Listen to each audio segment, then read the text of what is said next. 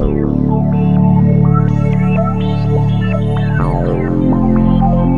is what a methamphetamine with sleep exhaustion overdose looks like.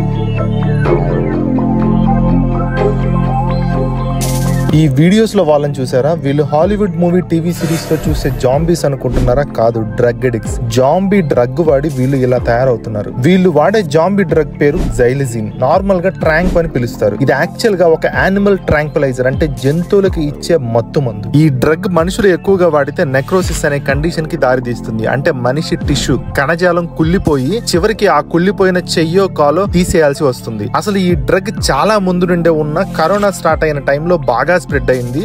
ఈ drug ని cocaine, ఫెంటనాల్, heroin ఇలాంటి drugs తో mix చేసి మరీ తీసుకుంటారు, డ్రగ్ ఎఫెక్ట్ ఎక్కువసేపు ఉండడానికి. ఈ ఫెంటనాలే హెరాయిన్ కంటే 50 రెట్లు పవర్ఫుల్. అలాంటిది దీన్ని ఈ జాంబీ డ్రగ్ తో కలిపి తీసుకునే వాళ్ళు కూడా ఉన్నారు.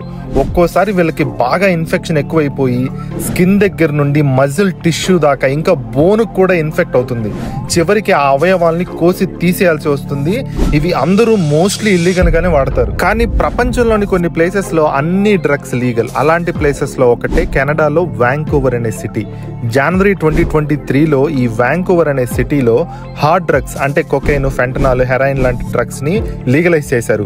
అడల్ట్స్ అయితే 2.5 గ్రామ్స్ వరకు వాళ్ళ దగ్గర ఉంచుకోవచ్చు. అసలు ఇది ఎందుకు స్టార్ట్ చేశారంటే drug usage and over dose cases బాగా ఎక్కువైపోయి డ్రగ్ రిలేటెడ్ డెత్స్ కూడా బాగా పెరిగిపోయాయి. డ్రగ్ అడిక్టెడ్ పీపుల్ ని అరెస్ట్ చేసి పట్టుకున్న డ్రగ్స్ అన్ని సీజ్ చేస్తే ఈ డ్రగ్ అడిక్ట్స్ ని అరెస్ట్ చేసి జైల్లో పెట్టి వాళ్ళ టర్మ్ అయిపోయాక రిలీజ్ చేయడం, రీహాబ్ కి పంపించడం ఇలాంటివి చేస్తూ ఉంటారు. ఈ డ్రగ్ అడిక్ట్స్ మీదేమో ఆల్రెడీ క్రిమినల్ రికార్డులు పడిపోతాయి అండ్ వాళ్ళకి బయటకు వచ్చి ఒక స్టేబుల్ జాబ్ వెతుక్కోవడం అనేది కష్టమైపోతుంది. ఇలా జాబ్ దొరక్క ఎలాంటి ఇన్కమ్ లేక హోమ్లెస్ గా ఉండి అడుక్కొని ఇంకా కొత్త పవర్ఫుల్ డ్రగ్స్ ని వెతుక్కొని మరీ అవి వాడుతున్నారు. ఇంకా ఈ డ్రగ్ అడిక్ట్స్ రికవర్ అవ్వడానికి ఛాన్సే లేకుండా పోతుంది. కాబట్టి ఏం చేశారంటే పోర్చుగల్ లో 2001లో డ్రగ్స్ ని డీక్రిమినలైజ్ చేసినప్పుడు డ్రగ్ రిలేటెడ్ డెత్స్ మిగిలిన కంట్రీస్ కంటే సిగ్నిఫికెంట్ గా బాగా తగ్గాయి.